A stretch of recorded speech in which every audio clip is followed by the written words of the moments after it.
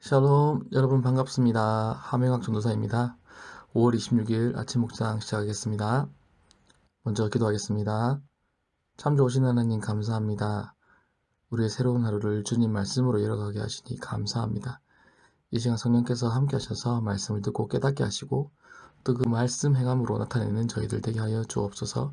감사드리옵고 예수님의 이름으로 기도드립니다. 아멘. 오늘 함께 하실 말씀은 창세기 2장 20절에서 24절 말씀입니다. 아담이 모든 가축과 공중의 새와 들의 모든 짐승에게 이름을 주니라. 아담이 돕는 배필이 없으므로 여호와 하나님이 아담을 깊이 잠들게 하시니 잠들매 그가 그 갈빗대 하나를 취하고 살로 대신 채우시고 여호와 하나님이 아담에게서 취하신 그 갈빗대로 여자를 만드시고 그를 아담에게로 이끌어 오시니 아담이 이르되 이는 내 뼈 중에 뼈요 살 중에 살이라. 이것을 남자에게서 취하였은즉 여자라 부르리라 하니라. 이러므로 남자가 부모를 떠나 그의 아내와 합하여 둘이 한 몸을 이룰지로다. 아멘. 오늘 이 시간에는 축복의 통로로 세우신 가정이라는 제목으로 하나님 말씀 함께 나누겠습니다. 오늘날 한국 사회는 가정이라는 전통적 가치관이 무너지고 있습니다. 결혼은 선택이 되었고 이혼은 더 이상 부끄러운 일이 아닌 개인의 선택이 되었습니다. 여러 이유가 있겠지만 특히 미디어의 영향이 큰 것 같습니다. 매일같이 전해지는 연예 뉴스에서의 이혼 소식은 너무 흔해서 이젠 더 이상 뉴스가 아닌 것 같습니다. 심지어는 이혼을 소재로 한 예능이 인기리에 방영되고 있습니다. 결혼이 언제부터 이렇게 가벼운 일이 되었을까요? 참으로 안타까운 일이 아닐 수가 없습니다. 그래서 이 시간에는 하나님께서는 결혼과 가족을 어떻게 바라보시는지 함께 생각해 보고자 합니다. 먼저 오늘 함께 읽은 본문 말씀에서 알 수 있듯이 결혼은 하나님이 만드신 제도입니다. 독신에 대한 특별한 부르심이 아니라면 준비된 두 사람이 한 몸을 이루고 결혼을 통해 가정을 이루는 것은 하나님 말씀에 순종하는 일입니다. 그렇다면 왜 하나님은 가정을 이루길 원하십니까? 하나님은 결혼을 통해 하나의 가정을 이루고 믿음의 대를 이어 믿음의 가문을 세워가길 원하십니다. 그 믿음의 가문을 통해 세대를 넘어 하나님의 풍성하신 축복이 흘러가길 원하십니다.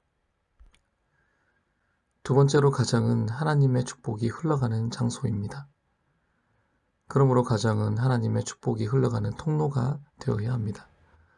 그러기 위해서 가정은 하나님의 질서와 다스림이 임하는 장소가 되어야 합니다. 즉 하나님의 임재가 머무는 가정이 되어야 합니다. 가정의 주인은 하나님이십니다. 두 사람의 만남은 우연이 아니라 하나님의 뜻에 따라 의도된 인도하심입니다. 따라서 가정은 하나님의 선하신 의도를 따라 그 뜻하신 바를 이루어가는 하나님의 준비된 축복의 통로가 되어야 합니다. 그러므로 가정은 하나님의 축복이 흘러가는 통로로서 거룩하고 정결하며 사랑이 넘치는 장소가 되어야 합니다. 그러한 가정을 통해 하나님은 대를 이어 믿음의 가문을 이루어 가게 하시고 가정과 보내신 모든 곳에 하나님의 풍성한 축복이 흘러가게 하십니다. 세 번째로 가정은 서로 사랑하는 곳입니다. 하나님은 서로 사랑하라고 말씀하십니다. 하지만 이 말은 자칫 사랑받기만을 원하는 이기적 사랑으로 오해될 수 있습니다. 결혼은 내가 행복해지길 바라서 하는 것이 아닙니다. 서로의 행복을 위함입니다. 또한 하나님은 가정이 하나님의 사랑과 축복이 흘러가는 장소가 되길 원하신다는 것을 이해해야 합니다.